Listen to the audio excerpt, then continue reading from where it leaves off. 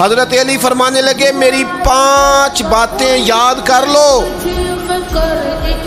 اور فرمانے لگے اونٹوں پر بیٹھ کر تلاش کرنے نکلو گے تو یہ باتیں تمہیں ملیں گی کہیں بھی نہیں، لے لو ہم سے حاصل کر لو، یہ فیض ہے۔ فرمایا ڈھونڈنے نکلو گے نہ ڈھونڈنے تو تمہیں یہ ملیں گی، ڈھونڈنے سے نہیں چیزیں ملیں گی۔ فرمانے لگے 5 باتیں لے لو یار حضرت شیر خدا کی 5 باتیں، آج اس کو سبق کے طور پر رٹا لگا لو، اسے یاد کر لو، دل میں بٹھا لو۔ شیر خدا کی 5 باتیں، علم و حکمت کا نچوڑ، نبی پاک صلی اللہ تعالی علیہ وسلم سے لیا ہوا فیض، وہ حضور کی امت کو بانٹتے ہیں، اپنے سے محبت کرنے والوں کو عطا کرتے ہیں۔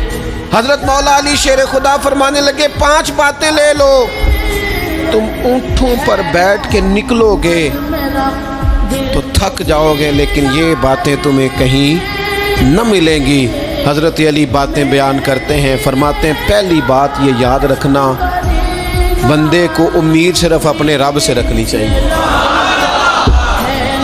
جیت جاؤ گے دوستو دنیا میں اگر یہ بات آ گئی، بچ جاؤ گے، دل ٹھنڈا رہے، بے قراریاں، بے چینیاں، پریشانیاں جان چھوڑ جائیں گی، امید صرف اپنے رب سے رکھو۔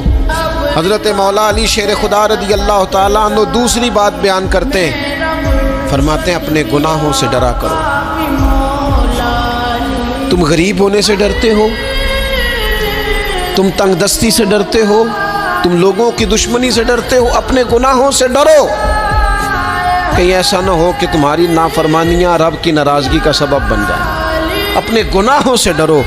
اور تیسرا مولا علی شیر خدا رضی اللہ تعالیٰ عنہ فرماتے ہیں اگر تم جاہل ہو نا، تمہیں پتہ نہیں، تو علم کے بارے میں سوال کرنے سے کبھی نہ شرمانا، پوچھ لینا فائدہ ہوگا، کسی سے بات کر لینا فائدہ ہوگا، کسی سے سیکھ لینا نفع ہو جائے گا، کسی کو مان لینا اپنا استاد، زندگی بھر سمجھدار ہو جاؤ گے، فیض یاب ہو جاؤ گے۔ اور حضرت علی شیر خدا چوتھی بات ارشاد فرماتے ہیں یہ علماء کے لیے، فرمایا اگر عالم کو کسی مسئلے کا علم نہ ہو تو غلط بات نہ بتائے بلکہ کہہ دے واللہ اعلم، اللہ بہتر جانتا ہے۔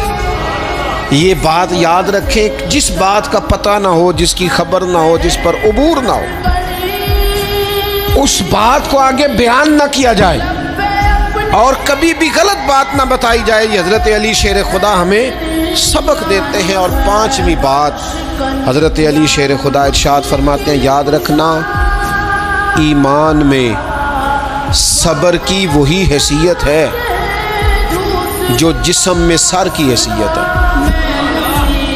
اپنی زندگی صبر کے ساتھ گزارنا، زندگی میں کبھی بے صبرے نہ ہونا، حوصلہ نہ چھوڑ جانا۔ صبر بزدلی نہیں ہوتا، صبر تو اچھی تدبیر کو کہتے ہیں، صبر تو رب کریم کے فیصلے کے انتظار کو کہتے ہیں، صبر تو اللہ کی مدد کے نازل ہونے کے انتظار کو کہتے ہیں۔ فرمایا جو تمہارے جسم میں سر کا مقام ہے وہی ایمان میں صبر کا مقام ہے۔ یہ مولا علی شیر خدا نے ہمیں 5 بات